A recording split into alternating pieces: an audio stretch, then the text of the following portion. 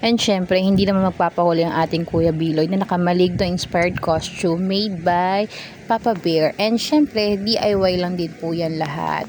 Lahat po yan from head to foot. Even the props ay DIY lang din po. Mask niya is made of paper mache lang din. Rush lang, sobrang rush niya. Tila one night lang yan ginawa. And yung tapis naman siya kayo mga hair na nasa borloloy niya. Iyan naman yung tira doon sa leggings na ginupit ko doon sa mermaid. And naka charcoal powder yan from Shopee. Yan lang yung binili namin. Yan lang yung ginastos namin, yung charcoal powder na yan.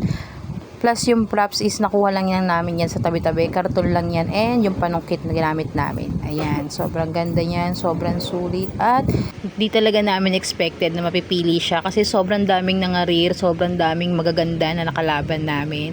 And ito talaga. Grabe, natuwa kami at nagulat kami na napili rin siya at nanalo rin siya. Syempre dahil yan lahat sa effort ni Kuya Biloy na hindi nahiya magtapis lang. And talagang nadala niya yung character niya ng bongga. Na irampa niya ng maayos at tama. Yun lang.